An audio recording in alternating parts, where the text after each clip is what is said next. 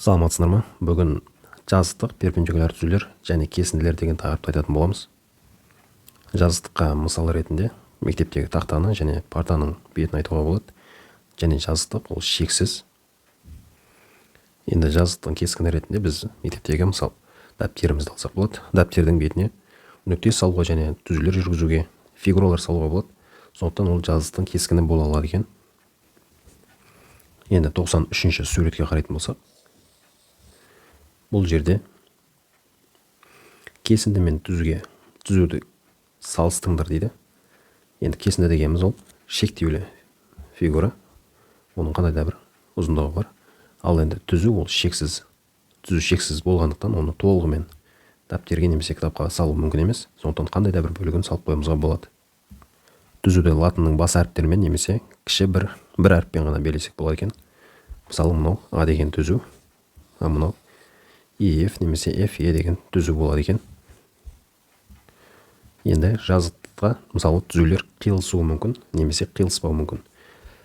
95-ші суретке қарайтын болсақ, бұл жерде АВ және СД түзулері О деген нүктеде қиылысады екен. Келесі 96 және 97-ші суреттерде берілген түзулердің қайсылары қиылысады, қайсылары қиылыспайды дейді.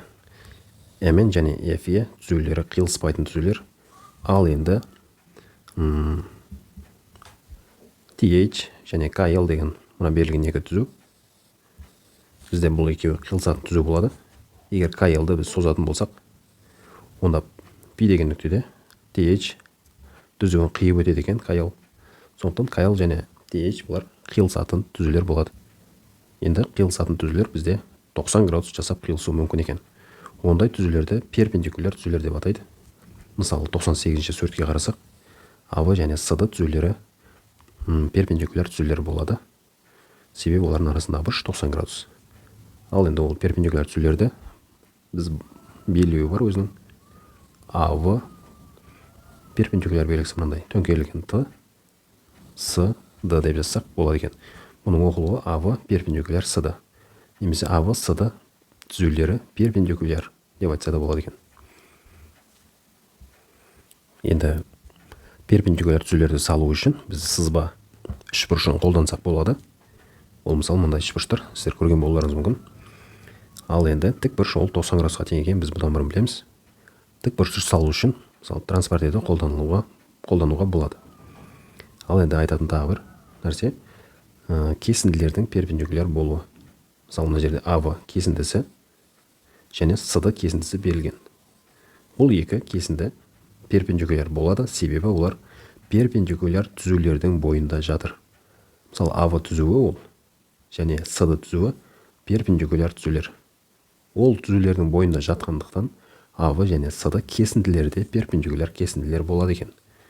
АВ кесіндісі перпендикуляр СД кесіндісіне болады екен. Енді номері 1084-ші есепке қарасақ, А түзуін салып, оған тиісті емес В нүктесін белгілеңдер. Сызба үшбұрышының көмегімен В нүктесінен өтіп, А перпендикуляр В болатындай Б түзуін жүргізіңдер. Б нүктесі арқылы қанша осындай түзу жүргізуге болады дейді. Демек біз кез келген бір А деген түзуді салып қояды екенбіз. Және осы А деген түзудің бойында жатпайтын Б деген нүкте белгілейді екенбіз. Бұл нүктесі осы болсын.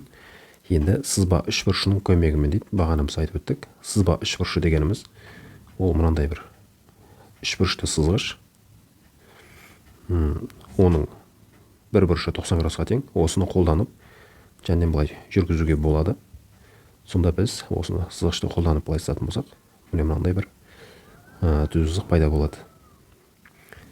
Енді сызғышты өшіре берейін. Б нүктесі арқылы А түзуіне біз перпендикуляр түзу жүргіздік. Енді бұның аты Б деген түзу болсын. Арасы 90 градус болады, себебі біз сызба үшбұрышын қолдандық деп есептейік. Енді осындай Б түзуіндей тағы да қанша түзу жүргізуге болады дейді. Біз бұдан басқа түзу жүргізе алмаймыз. Басқа түзу жүргізсеңіз, ол 90 градус болмай қалуы мүмкін. Мысалы, былай жүргізіп қоюыңыз мүмкін, немесе былай жүргізуіңіз мүмкін. Олар 90 градус жасай алмайды. Ал 90 градус жасайтын бір ғана түзу жүргізуге болады екен. Келесі есеп, 1085-ші есеп. М түзуін салып, оған тиісті емес А нүктесін белгілеңдер. А нүктесінен М түзуіне дейінгі қашықтықты табыңдар дейді. Сонымен кез келген бір М деген түзуді жүргізеді екенбіз. Және осы М деген түзудің бойында жатпайтын бір А деген нүкте белгілейді екенбіз. Осы А деген нүктеден М түзуіне дейінгі қашықтықты табыңдар дейді. Бұл қашықтық бізде А деген нүкте арқылы өтетін М түзуіне түсірілген перпендикуляр кесіндінің ұзындығына тең болады. Сондықтан біз А деген нүктеден М түзуіне перпендикуляр кесінді түсіруіміз керек. Енді ол екеуінің қиылысқан жерін Б деп белгілесек, онда А нүктесінен М деген түзуге деген қашықтық АВ кесіндісі болады. Номері 1092-ші есеп. КМ түзуі НЛ түзуіне перпендикуляр және ПОМ бұрышы қосылған ЛОР бұрышына бізде 35 градусқа тең екен. КОП 160 градус. Біз 109 суретке қарап шығаратын боламыз. Бізге табу керек екен ПОМ және ЛОР бұрыштарын. Енді берілгені жазылып тұр екен. Бізге керектерін жазып алсақ, бұл жерде бізге КОМ бұрышын табуымыз керек. Ең бірінші бұрыш КОМ. Еске түсірейік, КОМ бұрышы қандай бұрыш? Ол әрине жазыңқы бұрыш. Жазыңқы бұрыштың өлшемі 180 градусқа тең. Ал енді берілген бойынша КОП деген бұрышымыз 160 градусқа тең екен. Демек, мына бұрышымыз 160 градус. Енді бұл жер 160 болатын болса, КОМ 180 болатын болса, онда ПОМ-ді біз таба аламыз. Демек, бұрыш ПОМ тең болады КОМ азайтылған бұрыш КОП. Енді сандарын орнына қоятын болсақ, КОМ дегеніміз біз жаңағын айттық, ол жазыңқы бұрыш 180 градус.